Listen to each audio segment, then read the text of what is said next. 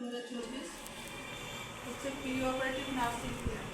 এই pre operative nursing care কখন থেকে শুরু হয় বলতো, যখন হচ্ছে ডিসিশনটা নেই, যে প্রসেস সার্জিক্যালের প্রসেসে ডিসিশনটা নেওয়া থেকে টেবিলে ওঠা পর্যন্ত, সার্জারি টেবিলে ওঠা পর্যন্ত হচ্ছে সেই সময়টাকে বলছে আমরা প্রি অপারেটিভ নার্সিং কেয়ার, সেই মধ্যে যেটা দিচ্ছি।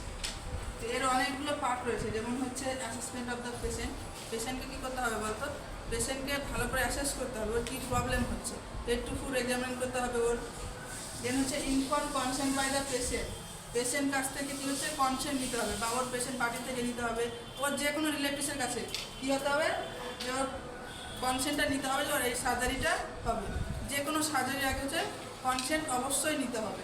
দেন হচ্ছে রিডিউস অ্যাংজাইটি, পেশেন্ট ভয় পেলে কী করবে তখন, তখন হচ্ছে ওর সঙ্গে গল্পের মাধ্যমে বা যেটা নিয়ে ভয় পাচ্ছে সেটা ভালো করে বিশ্লেষণ করে, যেটা ভয় পাওয়ার কিছু নেই সেটা ভালো করে বুঝিয়ে দিয়ে কী করছে অ্যাংজাইটিটা ওর রিমুভ করতে হবে।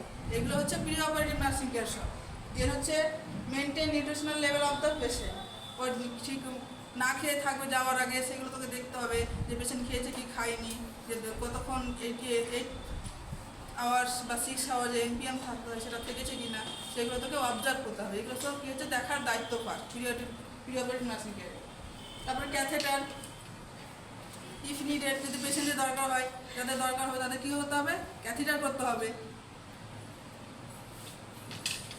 Provide knowledge regarding surgical procedure, যে সার্জারিটা হচ্ছে ওর রিলেটেড তোকে কী হচ্ছে পুরো ডিটেলস ওকে বোঝাতে হবে ভালো করে, যে কোন সার্জারিটা হচ্ছে, ওর রিগার্ডিং কী কী কমপ্লিকেশন হতে পারে, বা যে সার্জারি করলে কী সুবিধা হবে, সব ওকে প্রসিডিওরটা কি ভালোভাবে বিশ্লেষণ করে দিতে হবে।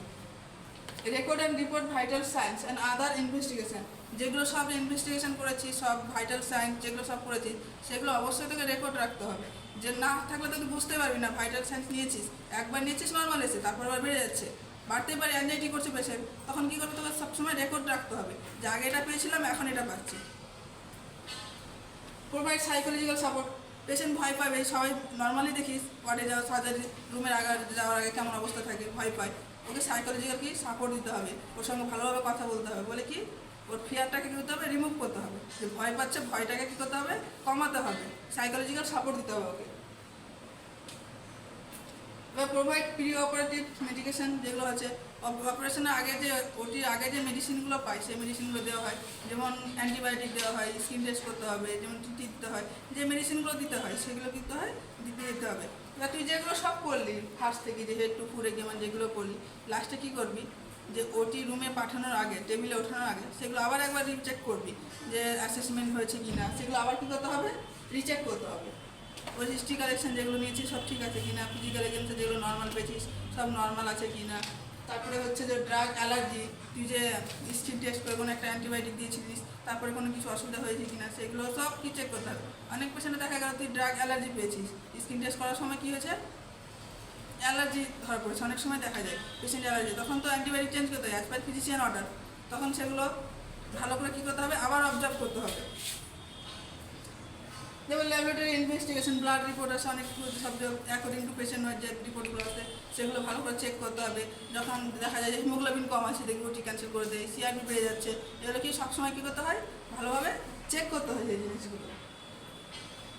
ইসিজি দেখে, রেকর্ড অ্যান্ড রিপোর্ট ভাইটালস, ভাইটালসটা খুব গুরুত্ব, কারণ হচ্ছে দেখবি অনেক পেশেন্টেরই দেখা যায়, একটু আগে যেমন বললাম যে কি নর্মাল আছে, ওটি যাওয়ার আগে কী করছে, পেশেন্টের টেনশনের জন্য হচ্ছে বিপিটা বেড়ে যাচ্ছে, বুঝতে পারছি সেটুকু ক্লিয়ার।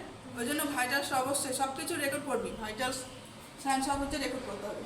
প্রপার ডকুমেন্টেশন, তুই কী কী করলি, পেশেন্টের কী প্রবলেম হয়েছে সব কী হচ্ছে প্রপার একটা ডকুমেন্ট তোকে রাখতে হবে। এবার ওটিতে বেডে ওঠাচ্ছে, সেই মধ্যে কি ইনস্ট্রুমেন্ট দরকার সব থেকে বেশি, যখন সার্জারি করবে ইনস্ট্রুমেন্ট, তখন কী করতে হবে, ইনস্ট্রুমেন্টগুলো আবার রিচেক করতে হবে।